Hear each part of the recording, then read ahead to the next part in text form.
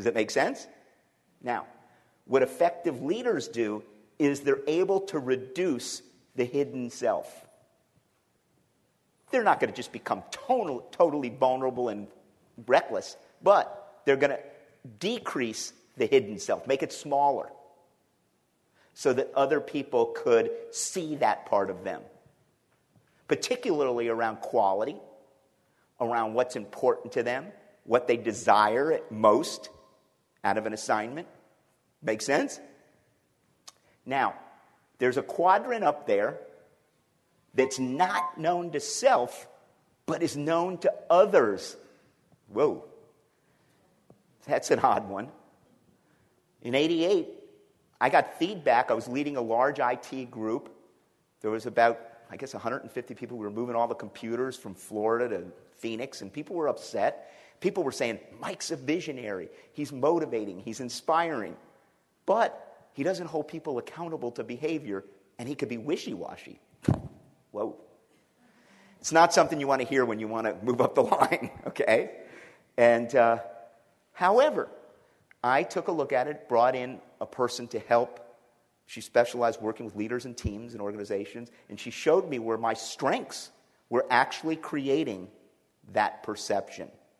And I have not met a person on the planet yet that doesn't have strengths and doesn't have an Achilles heel. So we were able to turn that team around from one of the worst to one of the best value surveys that you could experience. However, it was a process. It's not an event. Just like today is a process, not an event. That's why I want you to take back one thing that you're going to implement, even if it's the icebreaker. And we haven't even gone through the 12 steps yet of courageous leaders. And so one thing could be the icebreaker that you implement right back at work and just discuss it with each other. Make sense? All right. So has anybody here ever gotten feedback that punched them in the stomach a little bit hard? They may not have liked what they heard from a partner, a friend, a relationship, a boss, that they would share with this group. I saw a bunch of heads shaking. Yes, would you share? Yeah. So one of the biggest bits of feedback that I got was I talked too much. Okay. And I didn't think that I did. Okay. And then how did you feel when you first got that? Were you mad? Yeah. Yeah. That'd be a natural reaction. You didn't think you did, so what did you do to find out? So what I did was I asked people, what do you mean? How am I talking too much? And they said, well, I'm trying to be the first person to talk, like I am right now, actually. Very good. And the thing that I took to myself to try and practice going forward, being bad at right now, but I'm at least owning it, is I would leave space for someone else to talk first. And before you wouldn't do that. Right. So the person that gave you the feedback, you were a little angry at first, right? However, was it a boss? Was it a colleague? Boss, a colleague, a couple other people. Okay. And what I thought was a 360 was actually 1, 2, 3, 4, 5, 6, just a whole bunch. It was a gang up. Exactly. However, it comes from a strength. And I don't know if you've ever done Myers-Briggs or any of those tools. You're probably extroverted, right? And you might be overusing that gift a little bit too much, potentially. And even introverts can do it too when they feel uncomfortable. The issue is great sharing here with this group. What is your full name? Jason Stonehouse. Everybody give Jason a big hand. Whoa. Thank you for sharing in this group. Anybody else willing to share a story like that? Yes, up front. So what I heard, which was hard to swallow, is that I tend to be a bit of a perfectionist. And what I heard down the hallway is, why does it have to be her perfection? Why can't it be mine? And I was like, uh-oh. Wow. That hit you hard. And so I met with my team lead, and I said, can you kind of help me understand? I want us to achieve greatness. And they said, well, we have ideas too. It doesn't have to just be your way. Oh, my It was about God. 10 years ago. So Isn't it a blessing to have the info? absolutely. Doesn't it save time for the team? It does. Doesn't yours save time for the team with the extroversion? Yes, because they get a chance to be who they are. They can be engaged. And what's your full name? Well, Carla? LaCarla. Thank you so much for sharing. I want you guys to give both of these people a hand. And because they share, they get a copy of the book, 12 Steps of Courageous Leadership, because it's awesome to do that. It sets you free because everyone in this room, and like she said, she's perfect, and even the perfect person, right, has something.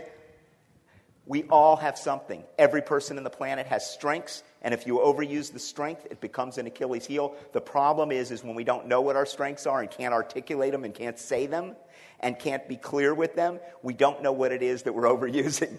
So it's a kind of a dual-edged thing.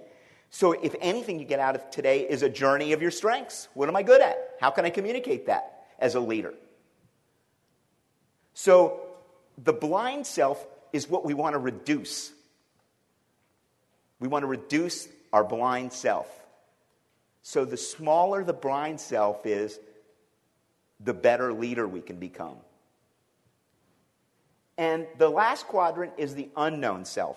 That's the information that they say true innovation and creativity lies. It's the study of everyone's thoughts, feelings, behaviors, attitudes, actions, what works, what doesn't, and being able to do a deep dive on that is where they say true creativity lies for everyone. And it's a little scary going into that area, right? That's normal. So it requires a step. It requires taking that first, how do I get over it? It could be a friend tells you, you tell you, but ultimately it's when you're ready to take it. And today, everyone is ready. Everybody wouldn't be here if you weren't ready. So I want you to all get up. Every leader in here, get up. All the leaders that are here. Hint, hint. Everybody that is here that's a leader, please stand up. Everybody should be standing because it doesn't matter what position, what role you have or what title, because every title and every role is a leadership role. Why? Because they're watching your behavior every second of the day. Everyone. It's like we're in a movie. And everyone can give us feedback.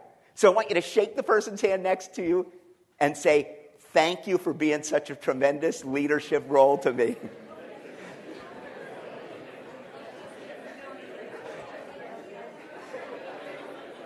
Awesome. All right, thank you. Everybody can sit down again. Good job. Good job. Awesome, awesome, awesome. All right. Now, we have this thing called the Leadership Compass, which after this is over, you can give me your card, but you've kind of got the compass on the back side of this page. And if you don't, after this, I can send you the slides, and I can send you, just give me your card, and I can send you the actual compass. I'd be glad to do that. But it's what's known about ourselves. What do we want to discover? What do we want to be authentic about? And what do we want to innovate about? So it's broken into those areas, and those 12 areas are actually laid out on the other side of the icebreaker that we just did. So we're going to go ahead and be talking about those 12 areas. And as we do, we left space for you to document something in each one of those areas.